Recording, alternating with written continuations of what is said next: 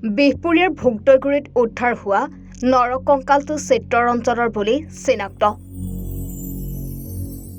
CBIয়ে আজি অৱশিষ্টখিনি গতালে চিত্তৰঞ্জনৰ পিতৃ-মাতৃক। লখিমপুৰ জিলাৰ বিহপুৰীয়া আৰক্ষী থানাৰ অন্তৰ্গত ভোগদৈগুৰিত এখন বিয়াত বৰযাত্ৰীৰ সৈতে গৈ 2022 চনৰ 8 জুলাইৰ পৰা নিখোজ হৈ আছিল বিহপুৰীয়াৰ 14 পুনীয়াৰ চিত্তৰঞ্জন দত্ত নামৰ যুৱকজন। 14 পুনীয়াৰ প্ৰফুল্ল দত্ত আৰু মৌচুমী দত্তৰ দ্বিতীয় সন্তান আছিল চিত্তৰঞ্জন। ভোগদৈগুৰি বিয়াখনৰ কইনাঘৰৰ এটা পুখুৰীত 2023 বৰ্ষৰ 19 জানুৱাৰীত উদ্ধাৰ হোৱা নৰকংকালটো প্ৰকৃততে চিত্তৰঞ্জনৰ হয় নে নহয় এই সম্পৰ্কত আৰক্ষী বেমূৰত পৰিছিল। অসম আৰক্ষীৰ সহযোগত CBIৰ এটি দলে এই কংকালটোৰ লগতে লাওখোলাটো পৰীক্ষাৰ বাবে যাৱতীয় সম্পূৰ্ণ প্ৰস্তুতি চলাইছিল। 2023 বৰ্ষৰ 19 জানুৱাৰীতে উদ্ধাৰ হোৱা নৰকংকালৰ লাওখোলা আৰু অৱশিষ্টখিনি পৰীক্ষা নিৰীক্ষাৰ অন্তত চিত্তৰঞ্জন দত্তৰ হয় বুলি CBI দলটি নিশ্চিত হৈছিল।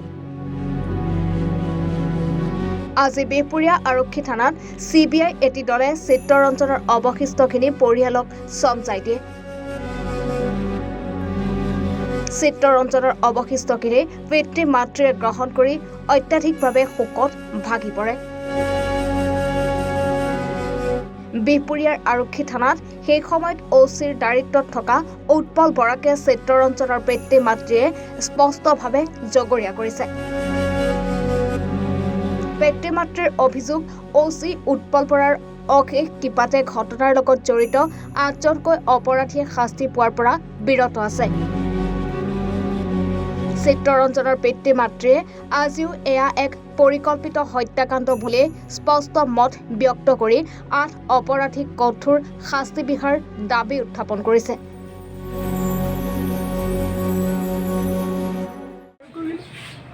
আজি ইমান দিনে আত্মাই শান্তি পোৱা নাছিল।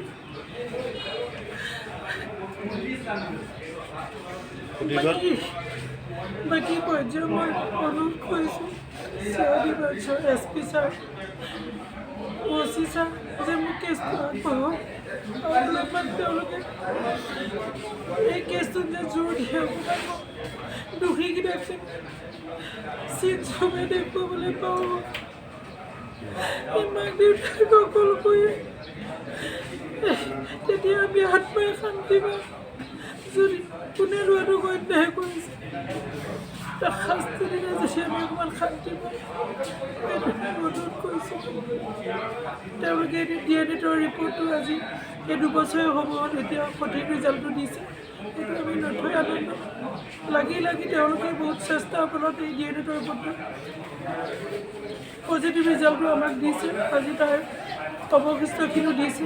চিত্তৰঞ্জনক যে পৰিকল্পিতভাৱে হত্যা কৰা হৈছে বুলি মই মাকে আৰম্ভণিৰ পৰাই কৈ আছোঁ। মোৰ ল'ৰা তেনেকৈ পৰিব কেতিয়াও নোৱাৰে, তেনেকৈ অৱশিষ্ট কেতিয়াও সলাব নোৱাৰে। তাক কৈ কিন্তু হত্যা কৰিছে। মাতৃ মই তেতিয়াৰ পৰাই কৈ আছোঁ, এতিয়াও কৈ আছোঁ।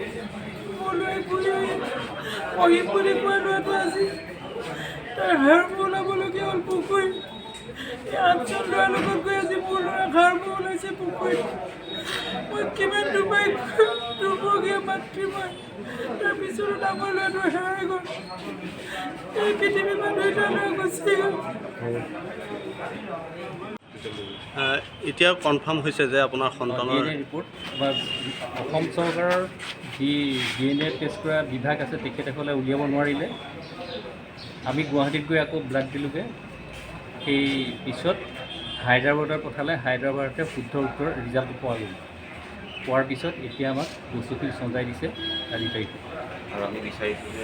আৰু আমি এইটো বিচাৰিছোঁ যে যিকেইজন মানে ৰিপৰ্টটো শুদ্ধ হ'ল যেতিয়া যিকেইজন দোষী আছিলে সেইকেইজনৰ ভালকৈ বিচাৰ কৰিবৰ কাৰণে আমি বিভাগীয় কৰ্তৃপক্ষক অনুৰোধ জনাইছোঁ।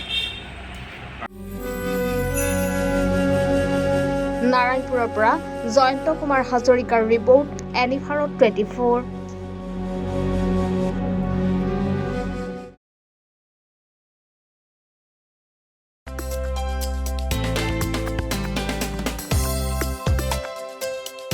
আপোনাৰ ঘৰখন আৰু অফিচ চালে চকুৰোৱাকৈ সজাওক।